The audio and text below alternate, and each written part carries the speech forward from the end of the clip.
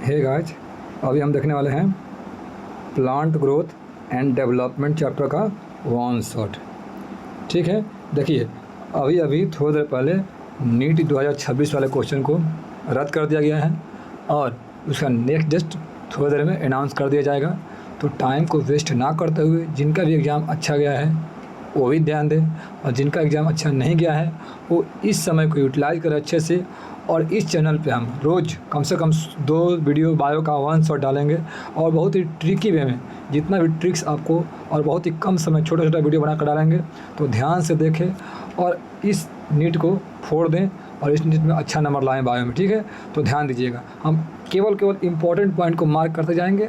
तो ध्यान से पढ़ें और अभी फ़िलहाल में वीडियो को लाइक कर दें, सब्सक्राइब कर लें ताकि इसको हम चैनल पे हम रोज़ आपको नीट तक फिजिक्स केमिस्ट्री बायो तीनों का इम्पोर्टेंट, बायो तो फुल्ली इम्पोर्टेंट जो भी मिलेगा, लेकिन केमिस्ट्री और फिजिक्स का भी आपको इम्पोर्टेंट पॉइंट को भी इस पर हम अपलोड करते रहेंगे। ठीक है, तो अच्छे से वीडियो को देखें और ध्यान से पढ़ें। चलिए क्या कह रहा है इस चैप्टर में, जब पूरा पढ़िएगा ना तो लिखा हुआ कि ऑलरेडी स्टडी कर चुके हैं फ्लावरिंग प्लांट किस में, चैप्टर 5 में। ठीक है, इससे नहीं आया क्वेश्चन, वहाँ पे दिया गया है रूट के बारे में, stem, leaf, flower, fruit, seed arise from sequentially बता रहा है। ठीक है, इससे नहीं क्वेश्चन आएगा, जहाँ क्वेश्चन नहीं आएगा उसको हम काटते जा रहे हैं और जहाँ इंपॉर्टेंट बोलेंगे वहाँ पे आप मार्क कर लीजिएगा।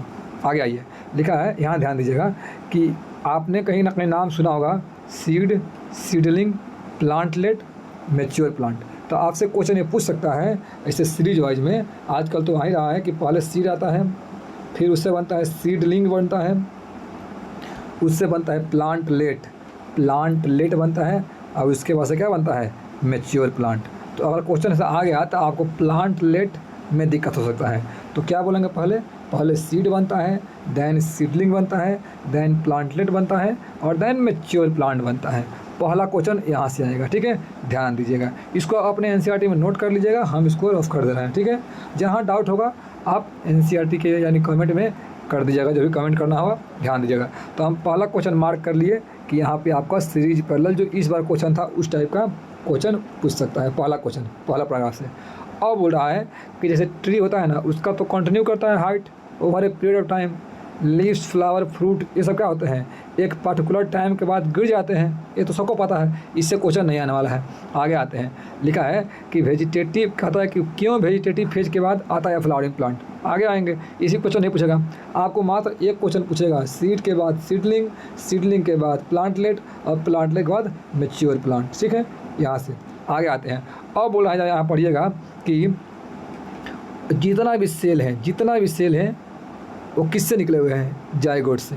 लिखा है वहाँ पे all cells of the plant are descendant of zygote. कहीं ना कहीं स्पर्म ओवा से मिल के ही क्या बनते हैं, जाइगोट बनते हैं और जाइगोट से ही पूरा हम लोग को यूनिसेलुलर मल्टीसेलुलर ऑर्गेनिज्म बनते हैं। तो पहला क्वेश्चन आएगा प्लांट का जो भी सेल है वो किससे बना है, कहीं ना कहीं डिसेंडेंट मतलब जाइगोट से ही, वंशज जाइगोट से ही निकला हुआ है। पहली बात यहाँ ध्यान रखिएगा। दूसरा क्वेश्चन किससे, तो जाइगोट से, जाइगोट वाला ऑप्शन आएगा। तो अभी 2 बात हम बता चुके हैं। तीसरा, अब आगे जब आइएगा तो बोलता है ना कि डेवलपमेंट क्या है, तो डेवलपमेंट ना जीडी है, यानी डेवलपमेंट ग्रोथ भी है और डिफरेंशिएशन भी। ये आपको कम से कम 3-4 बात लिखा होगा। अभी एनसीईआरटी जब पूरा पढ़िएगा तो बहुत 3-4 जगह सेम बात दिया हुआ है। तो क्या बोला है कि जो डेवलपमेंट होता है ना उसमें ये 2 प्रोसेस का सम है। कौन कौन, तो ग्रोथ और डिफरेंशिएशन। तो यह तीसरा बात याद रखिएगा। आप ऐसे ऐड कर सकते हैं, जब भी पहला पैराग्राफ पढ़ें तो वहाँ देखें, अच्छा इस पैराग्राफ में 3 क्वेश्चन बन सकता है। कौन कौन, तो जितना भी सेल है वो जाइगोट से निकले हैं, सीड के बाद सीडलिंग, सीडलिंग के बाद प्लांटलेट, प्लांटलेट के बाद मैच्योर प्लांट। ये बात खत्म हो गया। तीसरी बात कि जो होता है ना डेवलपमेंट, वो 2 प्रोसेस का सम होता है। कौन कौन, तो ग्रोथ एंड डिफरेंशिएशन। इससे बाहर एनसीईआरटी में कभी आ नहीं सकता है, क्योंकि एनसीईआरटी का हम एक लाइन को तोड़ दे रहे हैं। ठीक है, ध्यान दीजिएगा। अब आते हैं, यहाँ ध्यान दीजिएगा। अब यहाँ बोलेगा, ये बोल रहा है कि to begin with essential and sufficient to know that कि development of mature plant from a zygote follow the precise and highly ordered succession. ये बता, इससे क्वेश्चन नहीं आएगा। सिंपल जानते हैं हम कि अगर हमको सीड से प्लांट बनाना है तो एक प्रॉपर वे में चलना होगा। ऐसा नहीं कि सीड से डायरेक्ट प्लांट बन जाएगा, नहीं, एक प्रॉपर वे, प्रॉपर प्रोसेस के थ्रू चलना पड़ेगा, जो कि आपको सबको पता है। यहाँ आते हैं, अब बोल रहा है कि यहाँ पे during the process complex body बनता है, produce root, stem, leaf, branch, flower, fruit, seed, eventually और डाई। वही बोल रहा है इस सब प्रोसेस में शुरुआती में जो छोटा छोटा प्लांट है वैसे करते करते प्लांट पार्ट और रूट, स्टेम, लीफ यानी कॉम्प्लेक्स पार्ट में बनता है। सबको पता है कि यूनिट से होता है मल्टी सेलुलर और सेल से बनता है टिश्यू, टिश्यू से ऑर्गन, ऑर्गन से ऑर्गन सिस्टम, देन ऑर्गेनिज्म। ये बात आप पहले से पता है। हम आपको मात्र ही बोले हैं 3 बात, इस पूरे पैराग्राफ में 3 बात ही पूछेगा, तो ध्यान दीजिएगा।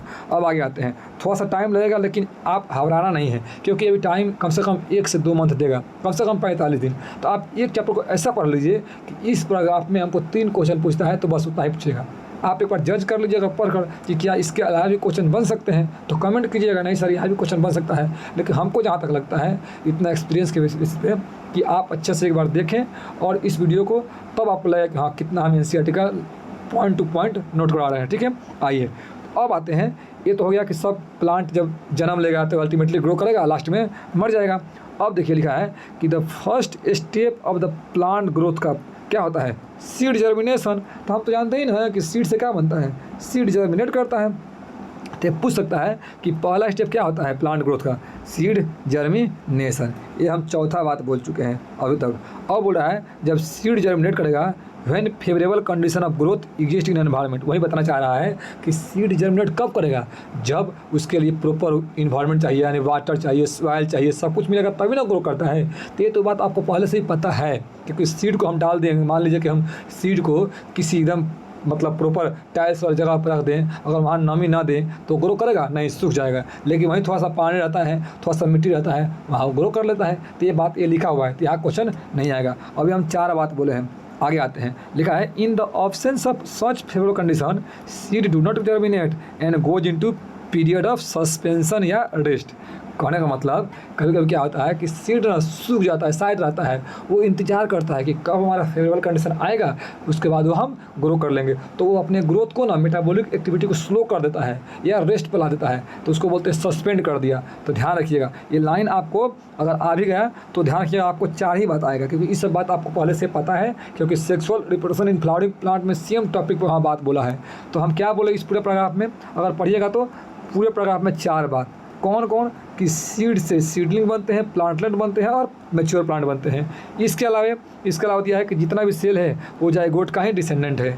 इसके अलावा डेवलपमेंट क्या है, तो sum of 2 process like growth and differentiation. अब आते हैं कि जो यहाँ दिया है कि फर्स्ट स्टेप क्या होता है, जर्मिनेशन। इसके अलावा क्वेश्चन आएगा ही नहीं। आगे आते हैं। अब इसके अलावा बोला है कि इसमें हमको 2 प्लांट पढ़ना है, एक इंस्टिंक्टिव फैक्टर, एक एक्सटेंसिव फैक्टर। मतलब प्लांट ग्रो कर रहा है, डेवलप हो रहा है, इसमें 2 फैक्टर कंट्रोल करता है, एक बाहरी फैक्टर, एक इंटरनल फैक्टर। आपको इसमें पूरा 2-3 बार ई दिया है, जब आप पढ़िएगा ना इसको हम ट्रिक से याद करा देंगे, छोड़ दीजिए अभी आगे आइए। ठीक है, तब पहला पैराग्राफ में इसको साइड में लिख लीजिए कि हमको 4 बात ध्यान देना है। आगे आइए क्योंकि हम वीडियो थोड़ा लंबा जाएगा, तो इसको ध्यान दीजिएगा, लेकिन आपको एक एक पॉइंट हम तोड़ कर देंगे। ठीक है, आगे आइए। यहाँ दिया है, जब पढ़िएगा लिखा है कि germination and seed develop in bean. अब ऐसा क्वेश्चन देकर फिर अब बोल देगा किसका फिगर दिया गया है, तो बीन का फिगर दिया गया है। तो जर्मिनेट किया होगा, उसके बाद सीडलिंग डेवलपमेंट, पहले जर्मिनेट किया फिर सीडलिंग बना। यहाँ पे प्लांट लेट और मैच्योर प्लांट नहीं बना है, केवल सीड जो डाले हैं वो सीड क्या हुआ है, जर्मिनेट किया है और सीड डेवलप हुआ है। यहाँ तक कोई दिक्कत नहीं है, ध्यान दीजिएगा। अब आते हैं, यहाँ का कोई पूछता है जो हाइपोकोटाइल होता है ना, हाइपोकोटाइल वो बिलो द ग्राउंड होता है। हाइपो मतलब होता है बिलो, हाइपो मतलब बिलो। तो वैसा कोटलीडन्स जानते ही हैं कि अगर बीन है तो ये कैसा होगा, डाइकॉट होगा। तो डाइकॉट में 2 होता है कोटलीडन्स, तो जो नीचे कोटलीडन्स है उसको बोलते हैं हाइपोकोटाइल और जो ऊपर है उसको बोलते हैं इपिकोटाइल। ये अलग से पूछता है कि इपिकोटाइल, और ये जो हुक फॉर्मेशन हो गया है वो होता है एपिकल हुक फॉर्मेशन यानी इपिकोटाइल। तो हम क्या जानते हैं, ये देखिए बाहर से क्या है, बाहर से देखने लग रहा है कि हाँ सीड कोट है, इससे कभी गलती होगा नहीं। ये जो बोल रहा है ये क्या बोल रहा है कि सॉइल लाइन है। ये जो है दोनों एक कोटलीडन्स है, जो भी आम का ही रखते हैं, तो आम में 2 होता है कोटलीडन्स, चना का रखते हैं, चना में 2 कोटलीडन्स, ये बीन है, बीन में 2 कोटलीडन्स। तो इसमें आपको क्या क्या देखिए, ज़मीन हो गया, ऐसे याद रखिएगा, ये ज़मीन है तो ज़मीन को बोल दिया सॉइल लाइन। इसके नीचे क्या है, हाइपोकोटाइल, और यहाँ पे जो ये देखिए ये 2 कोटलीडन्स है, ये 2 कोटलीडन्स है, ये भी 2 कोटलीडन्स है, इसके ऊपर क्या है, सीड कोट है, और यहाँ पे जो टर्न हुआ है इसको बोलते हैं हुक।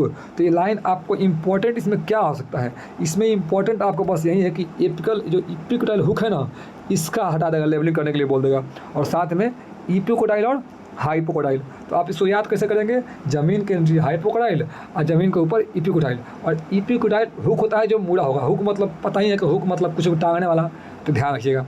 आगे आते हैं, ये किसका फिगर है, तो बीन का फिगर है। देखिए एक एक पॉइंट को हम तोड़ रहे हैं।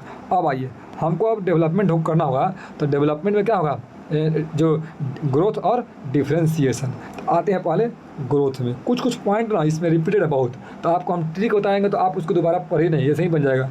तो देखिए क्या बोलता है, जब हम लिविंग वर्ल्ड पढ़े होंगे तो लिविंग वर्ल्ड में ग्रोथ अच्छे से पढ़े होंगे। तो यहाँ लिखा है कि ग्रोथ क्या है, one of the most fundamental and conspicuous characteristic of living being. यानी कॉन्स्पिक्यूअस मतलब दिखता है अच्छा से, तो जो भी प्लांट ग्रो करता है तो दिखता है कि हाँ प्लांट पहले छोटा था बाद में बड़ा हो गया, तो ये मोस्ट फंडामेंटल है। जानते हैं यहाँ पे लिखा है कैरेक्टरिस्टिक फीचर, डिफाइनिंग फीचर नहीं है, ये पहले पूछता था क्वेश्चन। तो यहाँ लिख दीजिएगा साइड में कि ग्रोथ क्या है, डिफाइनिंग फीचर नहीं है। डिफाइनिंग मतलब कि क्या लिविंग में ग्रोथ होता है, केवल लिविंग में होता है, तो नहीं, नॉन लिविंग भी होता है। तो कैरेक्टरिस्टिक है ना कि डिफाइनिंग है।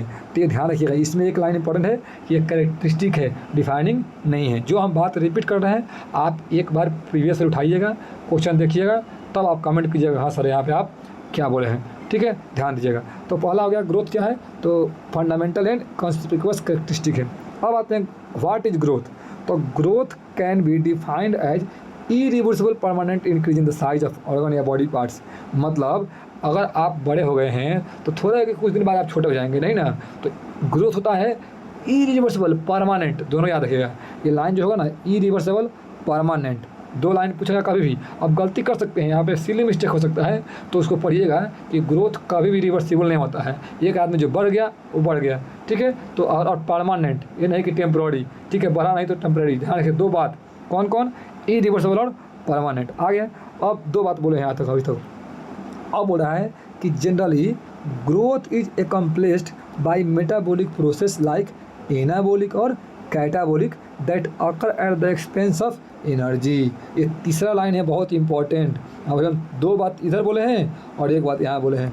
क्या बोला है कि ग्रोथ जो होता है ना वो मेटाबॉलिक प्रोसेस, यानी हम लोग ग्रोथ में कुछ बनता भी है कुछ टूटता भी है। जब खाना खाते हैं वो टूटता है, सांस लेते हैं वो एनाबॉलिक, अलग अलग प्रोसेस है, आप ध्यान रखिएगा। तो क्या बोले इसमें, अब anabolic catabolic, expense of energy, यानी किसी में एनर्जी लॉस होता है तो किसी में एनर्जी गेन होता है। तो आपको एक क्वेश्चन आएगा कि ग्रोथ क्या है, तो पहला बात कि growth most fundamental and conspicuous characteristic feature है, ना कि डिफाइनिंग फीचर, पहला क्वेश्चन। दूसरा बात ये परमानेंट इरिवर्सिबल इंक्रीज है। तीसरी बात क्या है कि ये मेटाबॉलिक प्रोसेस होता है, इसमें कैटाबॉलिक भी और एनाबॉलिक भी with the help of expense of energy. तीन बात बोले हैं, बाकी सब खत्म। एग्जाम्पल दे देगा, बोलेगा एग्जाम्पल, तो expansion of leaf is a growth.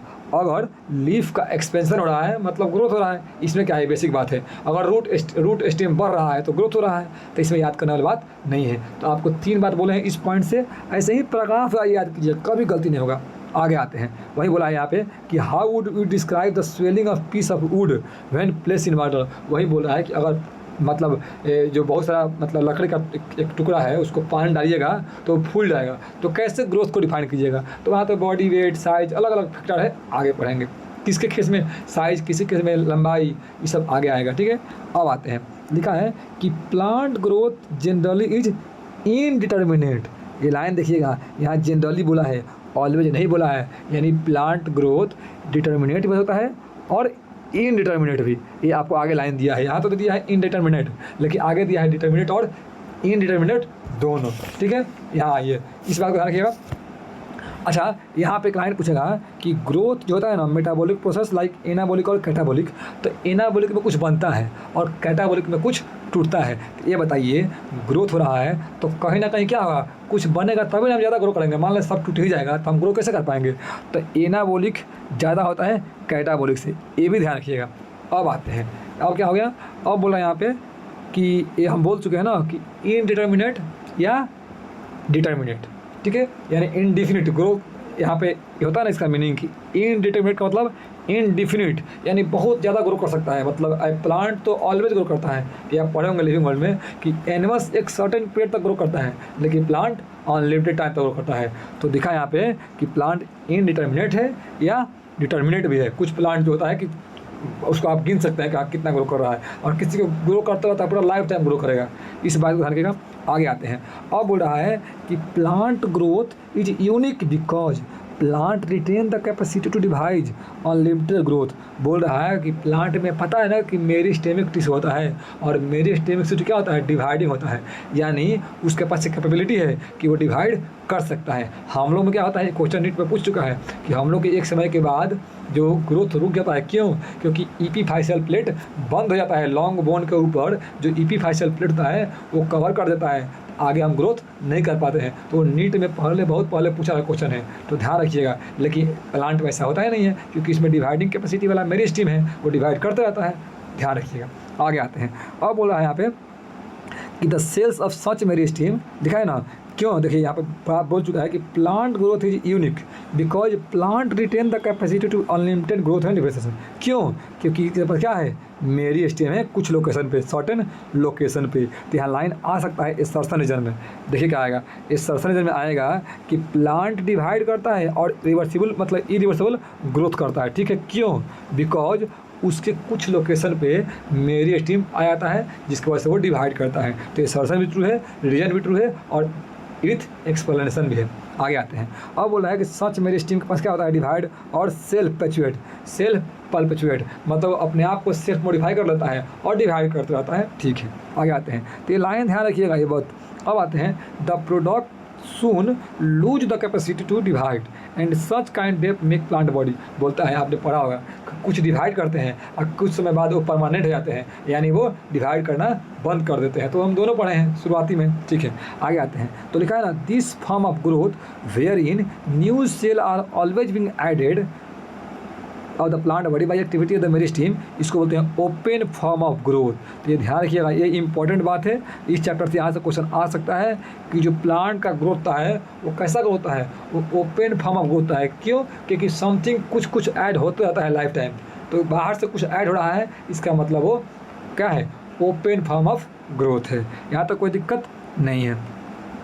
आगे आते हैं। अब इसको छोड़ दीजिए। अब यहाँ बोला है ना कि आपने पहले पढ़ा होगा रूट, राम पढ़ा होगा और श्याम पढ़ा होगा, यानी राम मतलब रूट एपिकल मेरिस्टेम और श्याम मतलब सूट एपिकल मेरिस्टेम। ठीक है, हम देखते हैं कि क्या पढ़े हैं। आगे आइए। तो लिखा है ना यहाँ पे बात लिखा है, देखिए ध्यान से क्या लिखा है कि we know that you know that they are responsible for the primary growth of the plant body principally contribute to the elongation of plant along the axis. ये बोलना चाह रहा है कि जो प्लांट जो इलोंगेट होता है वो किसके वजह से, राम और श्याम के वजह से। बस ये बात बताना चाह रहा है कि राम बढ़ाएगा रूट को, श्याम बढ़ाएगा सूट को। आगे आते हैं। और बोल रहा है कि आपने यू नो ऑल्सो दैट कि डाइकॉट प्लांट एंड जिम्नोस्पर्म, ये बोलना चाह रहा है डाइकॉट प्लांट, तो पता है डाइकॉट मतलब किस में आ जाएगा, डाइकॉट आ जाएगा एंजियोस्पर्म में। अब यहाँ पे मोनोकॉट नहीं दिया है, मतलब मोनोकॉट में सेकेंडरी ग्रोथ नहीं हो रहा है। तो ध्यान रखिएगा, ये इंपॉर्टेंट लाइन है। क्या बोलता है कि आपने डाइकॉट पढ़ा है और जिम्नोस्पर्म पढ़ा है। तो डाइकॉट किसका पार्ट है, तो एंजियो का। तो एंजियो में केवल डाइकॉट बोला है, मोनोकॉट नहीं बोला है। तो एंजियो और जिम्नो में lateral meristem, vascular cambium and cork cambium appear later in their life cycle. तो ध्यान रखिएगा, ये इंपॉर्टेंट बात है। आपने अभी पढ़ा कि राम और श्याम से प्लांट ग्रो करता है एक्सिस के अलॉन्ग। ठीक है सर। इसके अलावा जो एंजियोस्पर्म है और जिम्नोस्पर्म है, जिम्नोस्पर्म में कौन सा, डाइकॉट, इसमें ना उसके लाइफ मतलब लेटर फेज ऑफ लाइफ में जैसे ग्रो करते करते करते एक एडवांस फेज में क्या बन जाता है, लेटरल मेरिस्टेम और वैस्कुलर कैम्बियम और कोर कैम्बियम। यहाँ तक कोई दिक्कत नहीं है। तो इससे क्या होगा, गर्थ बढ़ेगा।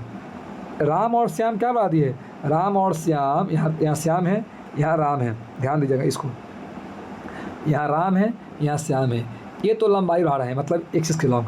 आज जो वैस्कुलर कैम्बियम है, जो वैस्कुलर कैम्बियम है एक गर्थ बढ़ा रहे हैं, मतलब मोटाई बढ़ा रहे हैं। कोई दिक्कत, ध्यान रखिएगा। तो यहाँ आ सकता है कि क्या, vascular cambium, core cambium, lateral meristem, ये होते हैं गर्थ बढ़ाते हैं, और राम और श्याम क्या बढ़ाते हैं, रूट बढ़ाते हैं, यानी लंबाई बढ़ाते हैं। ये दोनों बात देख लीजिएगा। तो इसको हम बोलते हैं सेकेंडरी ग्रोथ। जो प्राइमरी ग्रोथ था वो राम और श्याम कर रहे थे, और सेकेंडरी ग्रोथ क्या करते हैं, वो लेटरल मेरिस्टेम। यहाँ तक कोई दिक्कत नहीं है। ये फिगर भी ध्यान रखिएगा, अभी इस नीट में फिगर नहीं आया था एक भी, तो अभी आप फिगर एक एक क्वेश्चन का आप एक एक पॉइंट को पढ़िए, ताकि नीट में क्वेश्चन का लेवल बढ़ेगा। इसको ध्यान रखिएगा, इसलिए हर एक पॉइंट को हम डिस्कस कर रहे हैं। आगे आते हैं, यहाँ लिखा है कि diagrammatic representation of location of root apical meristem, shoot apical meristem और वैस्कुलर कैम्बियम। तो आपसे क्वेश्चन यही आएगा, तो इसमें ऑप्शन अगर पूछेगा तो ये तो पता है ऊपर है, ये नीचे है, इसमें कोई दिक्कत नहीं होनी चाहिए। और साइड में क्या है, वैस्कुलर कैम्बियम, और ये रूट है और ये शूट वाला पार्ट है। तो यहाँ लिखा है ना कि देखो यहाँ का लिखा है, क्वेश्चन एक बार पूछा है टेस्ट में कि एरो जो है ना, एरो क्या इंडिकेट कर रहा है, तो arrow exhibit direction of growth of cell and organ. जो एरो को हो रहा है ना, वो ग्रोथ को बता रहा है। देखिए ग्रोथ को, एरो क्या हो रहा है, ग्रोथ को बता रहा है। तो ध्यान रखिएगा, एरो किसको, तो direction of growth of cell. यहाँ तक कोई दिक्कत नहीं है। देखिए जहाँ भी डाउट हो तुरंत आपको कमेंट करना है कि हाँ यहाँ पे प्रॉब्लम है, क्योंकि हम एक एक पॉइंट को हम सिली मिस्टेक ना होने देना चाहते हैं। तो आप जब भी इसको पढ़ें अच्छा से पढ़ें। अभी हम बताएंगे जो नीट 26 में क्वेश्चन दिया था, एकदम लाइन टू लाइन दिया था। तो आप क्या कीजिए ना, टॉपिक वाइज पढ़ लीजिए। जो हम बोले ना किसी में 3 पॉइंट है, मान लीजिए यहाँ पर हम बोले थे हाँ 2-3 पॉइंट है, वैसे पढ़िए, कभी गलती नहीं होगा। पहला हम बोल दिए ग्रोथ इज इनडिटरमिनेट, अब आता है ग्रोथ इज मेजरेबल। दूसरा पॉइंट ग्रोथ इज मेजरेबल, मतलब ग्रोथ को हम मेजर कर सकते हैं। आ गया है। अब लिखा है कि जब हम सेलुलर लेवल पर जाएंगे, मतलब अभी हम टिश्यू ऑर्गन नहीं कर रहे हैं, केवल हम अभी सेल लेवल पे यानी बेसिक लेवल पे ग्रोथ एक सेलुलर लेवल पे हम क्या जानते हैं, consequences increase in their amount of protoplasm. तो हम बोलेंगे कि सेलुलर लेवल पे ग्रोथ को कैसे मेजर करेंगे, ग्रोथ को मेजर करेंगे सेलुलर लेवल पे, यानी बहुत अभी लेवल एकदम शुरुआत है, तो समझ जाएंगे उसमें कितना प्रोटोप्लाज्म है उसके बेसिस पे। यानी सेलुलर लेवल पे ग्रोथ पता करना होगा तो उसमें कितना प्रोटोप्लाज्म है उसको पता कर लेंगे तो हो जाएगा। पहला क्वेश्चन इंपॉर्टेंट है, ध्यान दीजिएगा। अब आते हैं, since increase in protoplasm is difficult to measure directly, one generally measure some quantity which is more या लेस प्रोपोर्शनल टू इट। ये बोलना चाह रहा है कि जैसे ही प्रोटोप्लाज्म इंक्रीज करेगा ना तो हमको डिफिकल्टी होगी, इसीलिए तो बोला है कि हम सेलुलर लेवल पे करेंगे। जैसे ही टिश्यू बनेगा तो उसमें प्रोटोप्लाज्म करना गया, उसमें हम उतना डिफिकल्टी होगी, तो ध्यान रखिएगा। अब आता है, तो यहाँ बोल दिया कि सेलुलर लेवल पे कहाँ जाएंगे, प्रोटोप्लाज्म, उससे ऊपर जाएंगे तो कुछ और देखेंगे, क्योंकि तो हमको ग्रोथ तो मेजर कर सकते हैं, लिखा है ना ग्रोथ इज मेजरेबल, यानी ग्रोथ को हम आसानी से मेजर कर सकते हैं। अगर पूछेगा सेलुलर लेवल तो हम समझ जाएंगे क्या है ग्रोथ, क्या आता है, ग्रोथ को प्रोटोप्लाज्म देखकर कर सकते हैं। अब आते हैं, एक तो पहला यहाँ पॉइंट हो गया, एक पहला पॉइंट हो गया। अब बोल रहा है कि ग्रोथ को हम वैरायटी ऑफ पैरामीटर से मेजर कर सकते हैं। लाइक पहला यहाँ क्वेश्चन आ सकता है कि ग्रोथ को हम पहला तो हम पढ़ चुके हैं अमाउंट ऑफ प्रोटोप्लाज्म, लेकिन वो तो लिमिटेड है, क्या है, केवल प्रोटोप्लाज्म से, वही सेलुलर के लिए है मात्र। जैसे ही सेल से नंबर होगा, टिश्यू बढ़ेगा, उससे हम काउंट नहीं कर सकते हैं। लेकिन आपके पास तो बहुत सारा विशाल काय प्लांट है, सब आगे आते हैं, लिखा है। तो उसके लिए क्या करेंगे, increase in fresh weight, dry weight, length, area, volume and cell number. देखिए कितना है, 1 2 3 4 5 6। देखिए तो आपको क्या करना है, 6 बात पर ध्यान देना है। प्रोटोप्लाज्म हो गया, उसको छोड़ दीजिए, प्रोटोप्लाज्म तो एक सिंगल के लिए है, आगे आते हैं। इसके अलावा वेट में कौन सा, फ्रेश वेट भी और ड्राई वेट भी। इसके अलावा लेंथ, एरिया, वॉल्यूम और सेल नंबर। कभी कभी क्या होता है कि सेल नंबर गुड़ जाता है, दिमाग में आता है ये सेल नंबर कैसे, तो आपको यहाँ पे 6 बात दिया हुआ है ये, और साथ में दिया है प्रोटोप्लाज्म। ये 7 चीज़ों से हम क्या करते हैं, ग्रोथ को मेजर कर सकते हैं। तो जब भी आप पढ़ें तो ध्यान रखें, एक तो सर प्रोटोप्लाज्म है उससे काउंट कर लेंगे, लेकिन सर वो एक्सेप्शन है, बहुत ही कम लिमिटेड है। अब आते हैं तो सर वेट में दोनों ऐसे बोलना है ताकि गलती ना हो, फ्रेश वेट और ड्राई वेट। इसके अलावा लेंथ, एरिया, वॉल्यूम और सेल नंबर, यानी 7 बात इसमें हो गया ग्रोथ को मेजर करने के लिए। आगे आते हैं, अब यहाँ पे कुछ ना एग्जांपल दिया है, बहुत इजी, आपको बस डेटा याद करना है। बोल रहा है कि आपने जानकर इमेजिंग है, मतलब आप जानिएगा तो आश्चर्यचकित रह जाइएगा, क्या है, एक सिंगल मेज है, एक सिंगल मेज रूट एपिकल मेरिस्टीम, मतलब कोई मक्का का पौधा है, एक सिंगल मक्का का पौधा है, उसका राम ना जो राम है root apical meristem give rise to more than 17,500 cell per hour. तो जब भी आप बोलिएगा तो राम का है ना, राम का एक सिंगल आई टू more than RAM 17,500 cell per hour, यहाँ आवर ध्यान रखना है।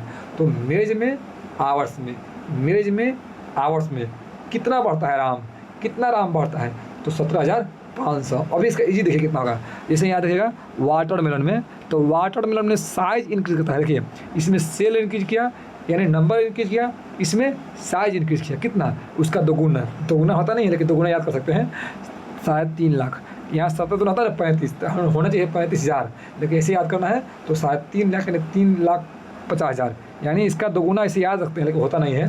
तो 17.5 और 3.5 लाख, तो एक में नंबर एक में साइज। तो देखिए लिखा भी है कि इन द फॉर्मर, जो पहले पढ़े थे, जो मेज पढ़े थे उसमें नंबर दिख रहे थे, इंक्रीज नंबर, लेकिन वहीं वाटरमेलन आया तो उसमें साइज देख लिए। तो देख रहे हैं किसी में साइज से, किसी में नंबर से, किसी में प्रोटोप्लाज्म से आगे आते हैं। जबकि ग्रोथ ऑफ पोलन ट्यूब हम लेंथ से करते हैं मेजर। यहाँ तक कि increase in surface area growth is dorsiventral leaf. तो आपको लग गया कितना लगा? यहाँ देखिए 1 बात, यहाँ 2 बात, यहाँ 3 बात, 4 बात और एक 5 बात। आपको 7 बात दिया है, अब 5 बात पूछ ही लिया। अब हम इसको एक बार ध्यान दीजिएगा, इसको हम ऐसे समराइज़ करते हैं। कितना ईजी है देखिए, थोड़ा सा टाइम लगेगा लेकिन आपका एनसीईआरटी की एक भी क्वेश्चन नहीं छूटेगा। इस चैप्टर से आप पढ़ लिया अच्छा से, एक क्वेश्चन नीट में नहीं छूटेगा, इसका हम गारंटी देते हैं, क्योंकि एनसीईआरटी से बाहर आएगा नहीं, और आएगा भी तो थोड़ा टाइम टेकिंग लगेगा। तो इससे पहले आप पढ़ लीजिए अच्छा से। देखिए ग्रोथ क्या है, देखिए ध्यान से, ग्रोथ क्या है? मेजरेबल है। जानते हैं सर किससे मेजर करते हैं? 7 चीज़ों से। 7 चीज़ों से कौन कौन? तो प्रोटोप्लाज्म, ये तो एक्सेप्शन है, ये तो लिमिटेड है, मतलब आगे आते हैं। अब आते हैं कि फ्रेश वेट और ड्राई वेट हो गया, लेंथ, एरिया, वॉल्यूम, इसके अलावा सेल नंबर। तो 4 को ही हो गया। अब 5 को, 6 को, और एक क्या था और? 1 2 3 4 5 6 7, हाँ तो फ्रेश वेट ड्राई वेट हो गया। तो ध्यान रखिएगा, तो 7 चीज़ें यहाँ पे हम कर दिए। तो क्वेश्चन पूछेंगे, अगर मेज बोलेगा तो नंबर बढ़ता है, यानी 17,500 पर आवर्स सेल बढ़ता है। लेकिन वहीं वाटरमेलन में तो कितना टाइम्स बढ़ता है? 3.5 लाख टाइम्स। वहीं क्या बोलते हैं पोलन ट्यूब का, तो लेंथ से करते हैं मेजर। अब वहीं increase in surface area dorsiventral में तो क्या बोल देंगे? सरफेस एरिया से डॉर्सी वेंट्रल लीफ में, यानी डॉर्सी वेंट्रल में सरफेस एरिया से। तो ये डॉर्सी वेंट्रल लीफ किस में होता है? डाइकॉट लीफ होता है, ना कि मोनोकॉट। तो ये ध्यान रखिएगा, डाइकॉट में होता है, मोनोकॉट में कैम्बियम नहीं होता है, तो वहाँ पे डिवीजन होने की कैपेबिलिटी नहीं होती है। ये सब बेसिक बात है जो ध्यान रखिएगा। अब आते हैं आगे। अब बोला है जो यहाँ से नीट में क्वेश्चन आया हुआ है, इस बार लिखा है कि फेजेज ऑफ ग्रोथ। अब ग्रोथ का होता है फेज, एक होता है मेरिस्टेमिक फेज, एक होता है इलोंगेशन फेज, एक होता है मैच्योरेशन फेज। तो फेज क्या होता है? MEM, ma'am. ग्रोथ का फेज मेम स्टेज में होता है, मेरिस्टेमिक, इलोंगेशन और मैच्योरेशन। इससे क्वेश्चन नीट में इस बार आया हुआ है, जो अच्छा क्वेश्चन था, ध्यान रखिएगा। पहले इसको देख लीजिए, लिखा है detection of zone of elongation by parallel line technique, zone ABCD immediately behind the apex of elongated most. आगे बताया जाएगा, इसको जब पढ़ लीजिएगा तो इसको हम समझा देंगे, ध्यान रखिएगा। पहले देखिए क्या बोल रहा है कि हम 3 स्टेज बोले हैं। फेज ऑफ ग्रोथ कितना था? 3 बोले, MEM। तो आप पहले मेरिस्टेमिक, देन इलोंगेशन, देन मैच्योरेशन। तो जब भी हम पढ़ेंगे फेज कितना होता है तो मेम होता है। आगे आइए, अब बोल रहा है लेटेस्ट अंडरस्टैंड, एक रूट टिप के बारे में यहाँ पर दिया है, रूट टिप के बारे में देखना है।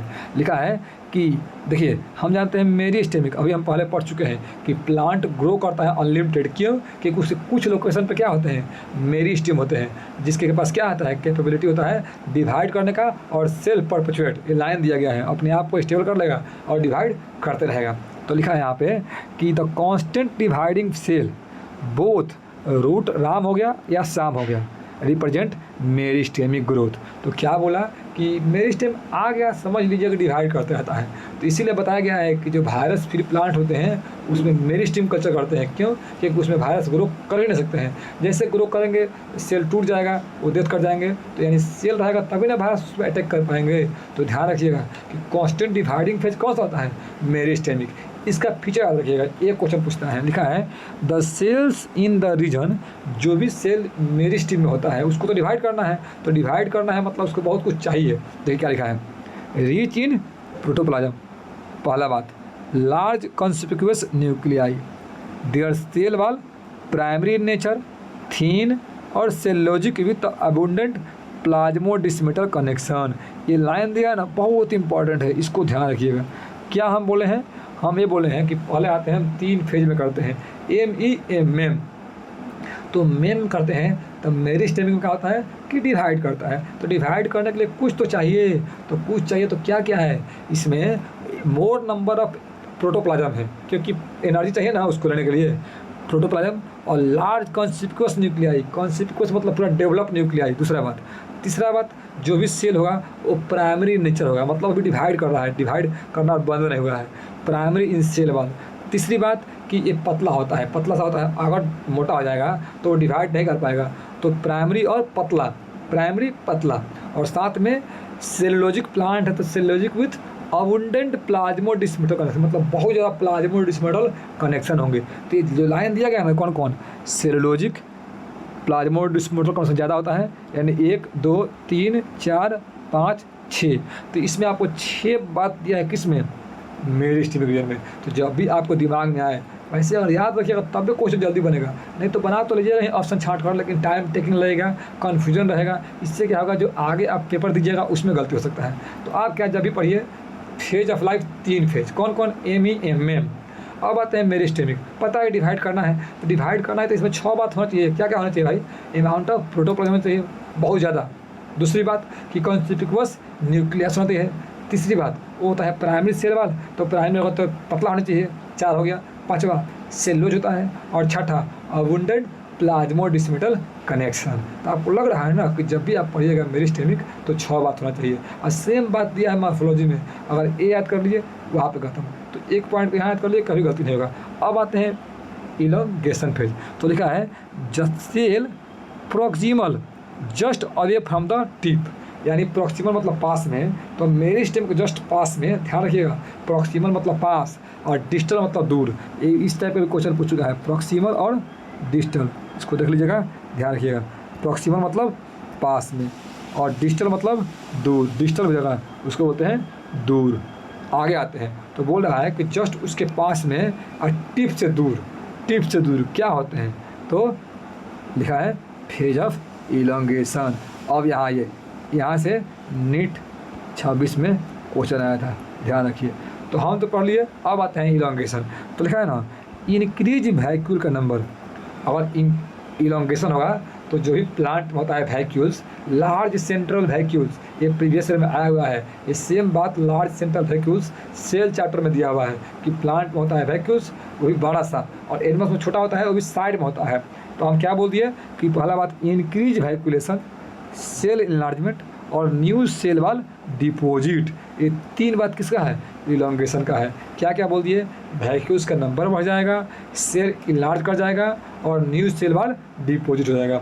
3 बात कभी गलती नहीं होना है, इंक्रीज वैक्यूलेशन, इनलार्जमेंट और सेल वाल डिपोजिशन।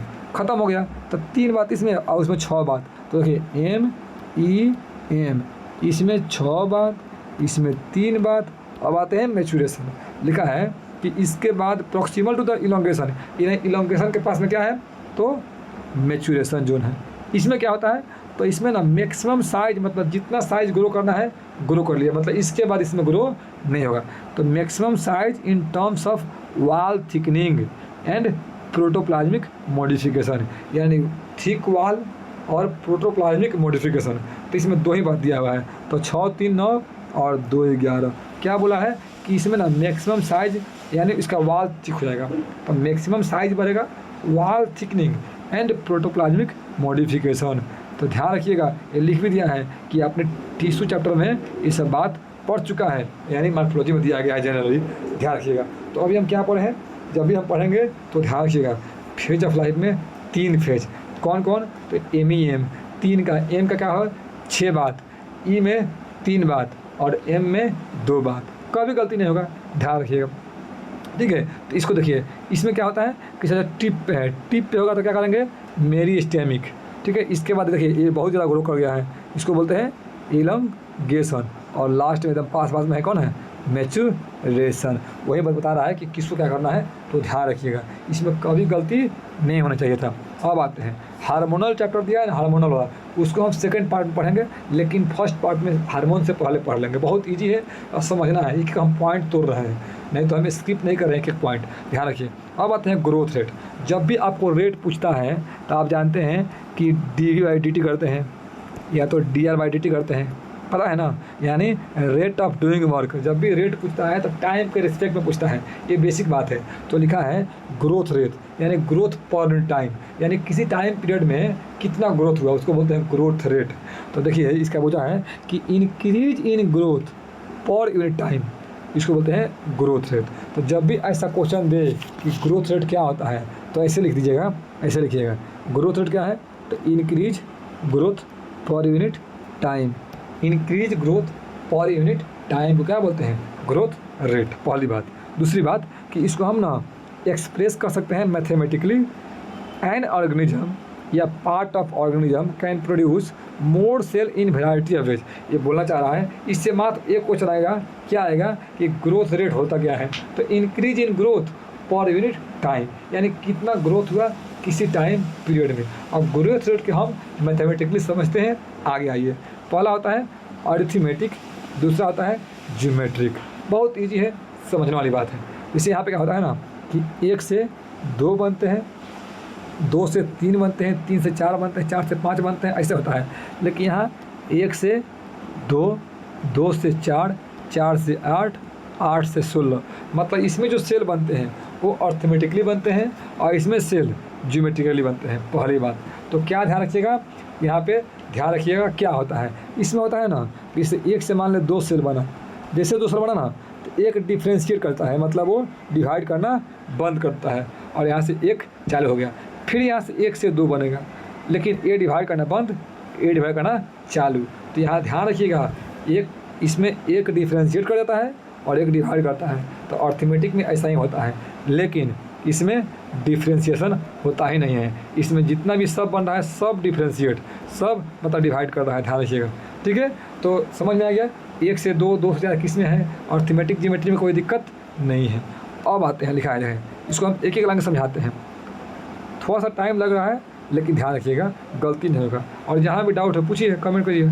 आगे आते हैं, लिखा है कि देखिए जाइगोट डिवाइड किया, यहाँ पे देखिए जाइगोट डिवाइड किया, डिवाइड क्या बना, 2 से ऐसे 4 बन गया, मान लिया 4 को, ये होता है डिफ्रेंशिएशन, और बाद में 8 बन गया, 8 से फिर क्या होगा 16 बनेगा, ऐसे ऐसे। तो ध्यान रखिएगा क्या कहना चाह रहा है, लिखा है कि geometric phase all cell divide. तो ध्यान रखिएगा जो अर्ली स्टेज है, अर्ली स्टेज जो शुरुआती में ना, शुरुआती में बनता है ज्योमेट्रिकली, अब बाद में देखो यहाँ पे अर्थमेटिक में क्या होता है, कुछ डिवाइड करता है और कुछ डिवाइड कर रहा है और कुछ डिवाइड करना बंद कर दिया है। तो हम अब क्या बोले हैं, ज्योमेट्रिक में 1 से 2, 3, 4 ऐसे बनते हैं, लेकिन अर्थमेटिक में और ज्योमेट्रिक में 1 से 2, 2 से 4, 4 से 8 बनते हैं। देखिए ये सब डिवाइड कर रहे हैं और ये सब डिवाइड करना बंद कर दिए हैं। तो आपको ध्यान रखना होगा कि अर्ली स्टेज में ज्योमेट्रिकली और बाद के स्टेज में क्या बोलते हैं उसको, अर्थमेटिकली। तो दोनों बात हो गया, इस फिगर में कोई दिक्कत नहीं है। क्या लिखा है, पहला कि ए और बी तो ज्योमेट्रिक है, और तीसरा स्टेज बोला है एम्ब्रियोनिक डेवलपमेंट शोइंग ज्योमेट्रिक और अर्थमेटिक, ज्योमेट्रिक अर्ली में और अर्थमेटिक बाद में, लेटर। ये लाइन समझ में आ गया।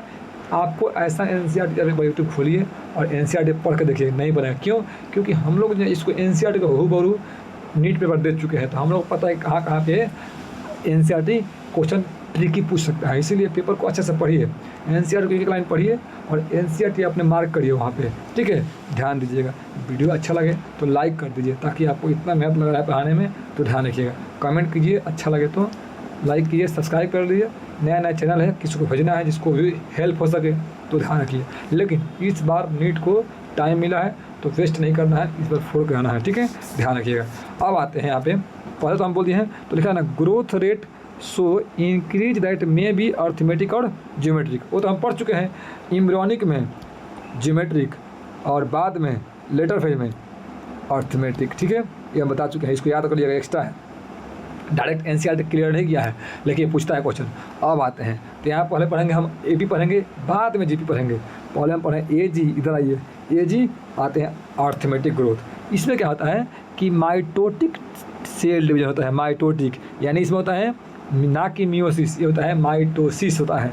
तो इसमें क्या होता है, एक डॉटर सेल डिवाइड करता है, अदर क्या होता है, अदर डिफ्रेंशिएट एंड मैच्योर, यानी 1 से जो 2 बना ना 2, तो ये डिवाइड कर रहा है और ये डिफ्रेंशिएट और मैच्योर, ये डिवाइड नहीं कर रहा है, वही बता रहा है। इसीलिए 1 से 2 बन रहा है लेकिन 1 मर जा रहा है। तो ये लाइन देखिएगा, ये इंपॉर्टेंट लाइन है।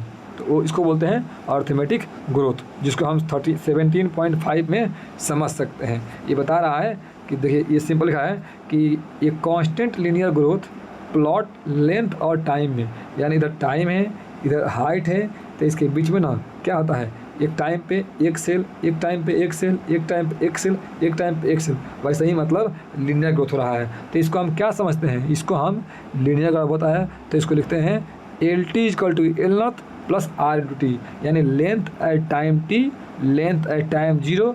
आर क्या होता है, तो आर को बोलते हैं ग्रोथ रेट बोलेंगे, या उसी को बोलते हैं इलोंगेशन यानी इंक्रीज पर यूनिट टाइम। तो ध्यान रखिएगा ये सब आ चुका है। आर क्या है, length at time T = 0, length at T, और इसमें कौन सा कर्व बनता है, लीनियर बनता है। तो आपको अर्थमेटिक में कोई दिक्कत नहीं है। आपको इसका समराइज करें तो अर्थमेटिक में सर क्या होता है, एक सेल डिवाइड करता है और दूसरा सेल डिफ्रेंशिएट या मैच्योर करता है। इसमें कैसा कर्व बनता है, तो कर्व बनता है लीनियर। क्या होता है इक्वेशन, तो LT = L0 + R/T, length T time पे LT को बोलते हैं, लेंथ H2 टाइम पे L बोलते हैं, R को बोलते हैं क्या, R को बोलते हैं ग्रोथ रेट या इलोंगेशन पर यूनिट टाइम। यहाँ बोला ये नहीं कि आप ग्रोथ रेट पर कर दीजिए, नहीं, ग्रोथ रेट बोलेंगे या इलोंगेशन पर यूनिट टाइम बोलेंगे। अर्थमेटिक में कोई दिक्कत नहीं है।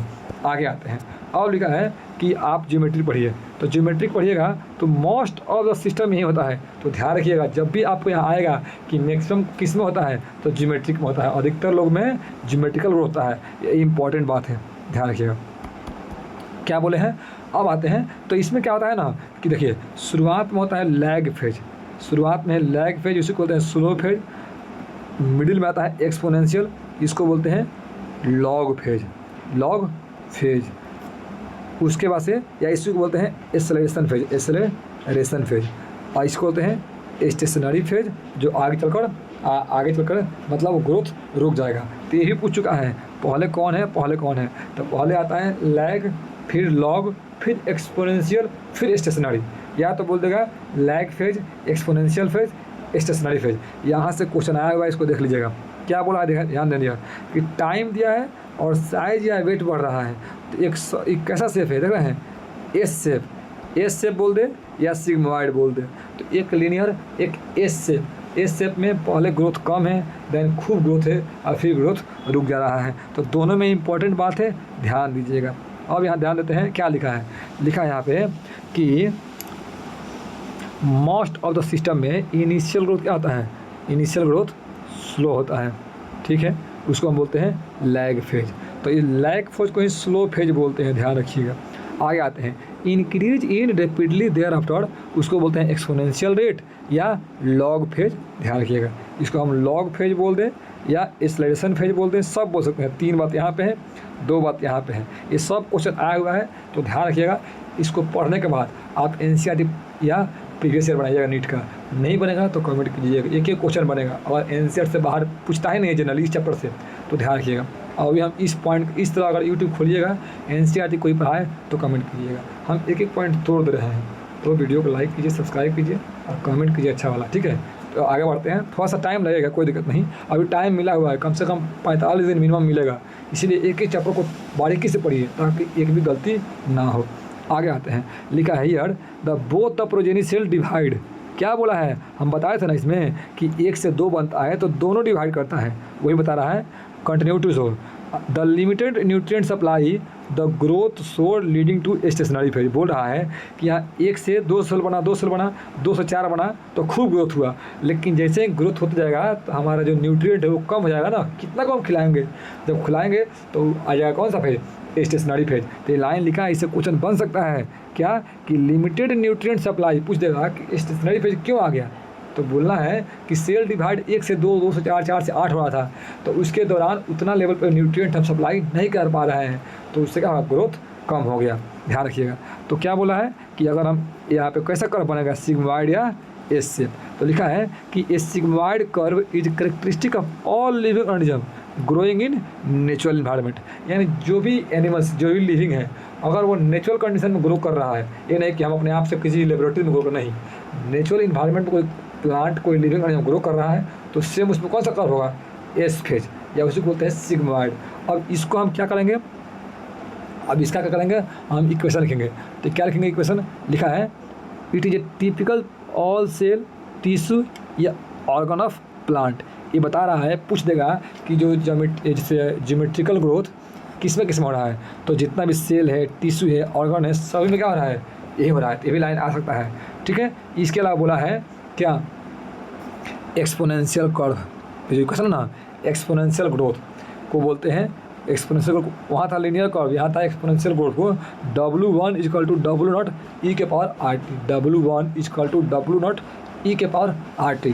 तो W1 को क्या बोलते हैं, इससे आप मान लीजिए इसको T मान लीजिए, इसको 0 मान लीजिएगा। तो W1 मतलब फाइनल साइज, W0 मतलब इनिशियल साइज। अब किसके कंपेयर में, वेट, हाइट, नंबर, ETC, ठीक है। तो शुरुआती में बोला है W0 और बाद में बोला है W1, किसके कंपेयर में, वेट, हाइट, नंबर। क्या लिखा है, एक्सपोनेंशियल ग्रोथ। आप एक एक पॉइंट को ध्यान से पढ़िएगा। तो पूछता है R क्या होता है, अभी हम पढ़े हैं ग्रोथ रेट या elongation per unit time. T होता है टाइम ऑफ ग्रोथ। E पूछ चुका है, E तो नीट में 2-3 बार पूछ चुका है, इसको ध्यान रखिएगा, ये बहुत बार पूछ चुका है। क्या है, बेस ऑफ नेचुरल लॉगरिथम, वहाँ करता है बेस ऑफ आर्टिफिशियल। तो क्या करना है, बेस ऑफ नेचुरल लॉगरिथम, ई को बोलते हैं, जो क्वेश्चन आ चुका है। अब आते हैं जो अभी हम आर बोले थे, क्या बोले थे, ग्रोथ रेट बोले थे या इलोंगेशन पर यूनिट टाइम बोले थे। अब यहाँ पे एक और लाइन दिया है कि आर क्या है, रिलेटिव ग्रोथ रेट।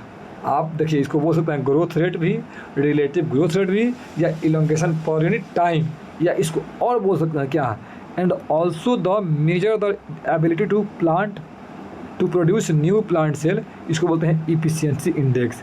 यानी इससे हम क्या मेजर करते हैं कि प्लांट कितना ग्रो किया है, ग्रो किया है मतलब उसके पास पोटेंशियल है, मतलब उसका इफिशियंसी है ग्रो करने का, तो आप इफिशियंसी इंडेक्स को भी मेजर कर सकते हैं। तो 3 चीज़ इसमें कम से कम आपको, growth rate, growth per unit time, relative growth rate, और साथ में उसको इफिशियंसी इंडेक्स भी बोलते हैं। आगे आते हैं, बोलता है कि फाइनल साइज W1 डिपेंड किस पे कर रहा है, इनिशियल साइज पे। तो यहाँ इंपॉर्टेंट बन सकता है कि फाइनल साइज जो W1 है वो किसी पर डिपेंड कर रहा है, तो इनिशियल साइज W0 पे, ठीक है। इसको इंपॉर्टेंट मार्क कीजिएगा। और बोल रहा है यहाँ पे एक फिगर देख लीजिए, an idealized sigmoid growth curve typical cell in the culture and many higher plant and plant organ. यानी ध्यान रखिएगा कि ज्योमेट्रिकल ना सभी चीज़ में होता है, मतलब मोस्ट ऑफ द सिस्टम में ज्योमेट्रिकल होता है। हाँ, एम्ब्रियोनिक स्टेज में ज्योमेट्रिकल किसी किसी में, और जो अदर स्टेज आ गया लेटर फेज में ज्योमेट्रिकल, अदर मतलब लेटर फेज में आर्थिमीटल, ये बता चुके हैं आर्थिमीटल। अब आते हैं, ध्यान रखिएगा, लिखा है यहाँ पे 2 बात दिया है। यहाँ पे क्या बोला है, यहाँ पे पता करना है कि एब्सोल्यूट ग्रोथ रेट क्या है और रिलेटिव क्या है। देखिए तो सबसे ईजी है इसको याद करने का तरीका। एब्सोल्यूट, देखो जब भी बोलेगा रिलेटिव में, तो रिलेटिव मतलब किसी के कंपेयर में। तो देखिएगा इसको अलग से फॉर्मूला लिख लीजिए, कि अगर इसको फॉर्मूला लिख ही लीजिएगा, एब्सोल्यूट ग्रोथ रेट, इसका मतलब होता है total growth per unit time, total growth per unit time. आज आप पूछेगा रिलेटिव, तो टोटल ग्रोथ तो लिखिएगा ही, लेकिन इनिशियल के कंपेयर में into 100। Total growth per unit time कोई दिक्कत नहीं है, total growth per unit initial मतलब इनिशियल कंपेयर में। जैसे मान लीजिए यहाँ पे कितना है, अगर इसका हम निकालते हैं relative growth, absolute relative growth, तो कितना हो जाएगा, 10 में से 5 गया 5, सिंपल। लेकिन इसमें से 55 में से 5 गया 5, अब बड़ा इनिशियल कितना है 50, समझ में आया। तो इसको कंपेयर कीजिएगा, तो आपको यहाँ क्वेश्चन पूछा है कि कौन ग्रोथ किया, आप ऐड कर लीजिएगा। हम फॉर्मूला बता दिए, ध्यान रखिएगा। वहीं बोल रहा है कि हम क्वांटिटेटिव, क्वालिटी नहीं क्वांटिटी मेजर करते हैं 2 बात से। कौन कौन, या तो मेजरमेंट एंड ग्रोथ ऑफ एक एब्सोल्यूट ग्रोथ रेट, और एक the growth of given per unit parameter basis of पर इनिशियल पैरामीटर होते हैं रिलेटिव ग्रोथ रेट। तो अब इस प्रकार में आप क्या कर सकते हैं, एक एब्सोल्यूट ग्रोथ रेट, एक रिलेटिव ग्रोथ रेट, इससे मेजर कर लिए। तो आप पता करना है, तो आप ध्यान रखिएगा, यहाँ पर क्वेश्चन पूछा है किसका रिलेटिव ग्रोथ ज़्यादा है, तो आप इसका आंसर कर लीजिएगा, ए का ज़्यादा है 20 से।